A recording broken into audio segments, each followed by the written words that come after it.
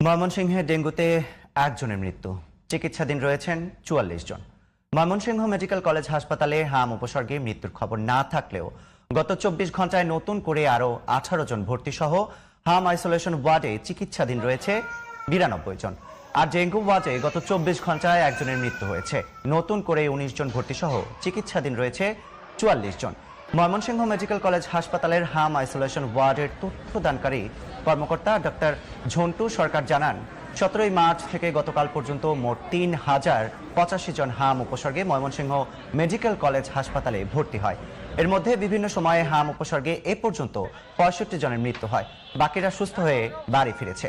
অপরদিকে ডেঙ্গু ওয়ার্ডের তথ্যদানকারী কর্মকর্তা ডাক্তার মোহাম্মদ মুস্তফা ফয়সাল জানান, এ বছর ডেঙ্গুতে ময়মনসিংহ মেডিকেল কলেজ হাসপাতালে চিকিৎসা নিয়েছে ৪৫৬ জন, যার মধ্যে পৃথক সময়ে মারা যায় ৬ জন।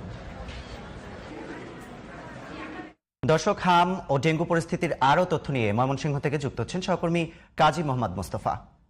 মোস্তফা, ময়মনসিংহে হাম ও ডেঙ্গু পরিস্থিতি কেমন দেখছেন, বিস্তারিত জানাবেন আমাদের। জি ইব্রাহিম, ঠিক যেমনটি বলছিলেন, আমি এই মুহূর্তে আছি ময়মনসিংহ মেডিকেল কলেজ হাসপাতালের ইমার্জেন্সির সামনে। আপনার গত ২৪ ঘন্টায় ডেঙ্গুতে একজনের মৃত্যু হয়েছে। মুক্তাবাজার থেকে ভর্তি হয়ে ১৪ বছরের শিশুটি ভর্তি হয়েছিল গত সোমবার এবং গত রাতে তার মৃত্যু হয়।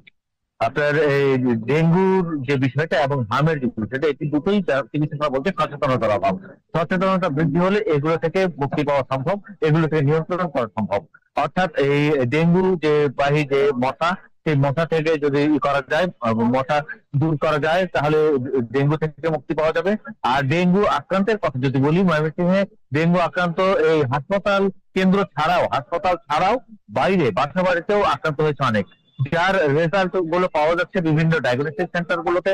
তার খোঁজ দিয়ে জানা যায় যে ডেঙ্গুর পরীক্ষা, অর্থাৎ রক্তের পরীক্ষাগুলো, তারা অনেক বেশি রক্তের পরীক্ষা করছে প্রতিদিন। বিভিন্ন ডায়াগনস্টিক সেন্টারে ১০০ শতাধিকের উপরে রক্ত পরীক্ষা হচ্ছে, ডেঙ্গুর রক্ত পরীক্ষা হচ্ছে। আর চিকিৎসকরা ময়মনসিংহ মেডিকেল কলেজ হাসপাতালে চিকিৎসক সর্বোচ্চ সেবা দিয়ে যাচ্ছে।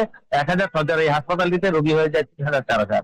অর্থাৎ চিকিৎসা উপকরণ গুলো কিছু স্বল্পতা থাকলেও এই নিজের সক্ষমতা থেকেই তারা চিকিৎসা সেবা দিয়ে যাচ্ছে।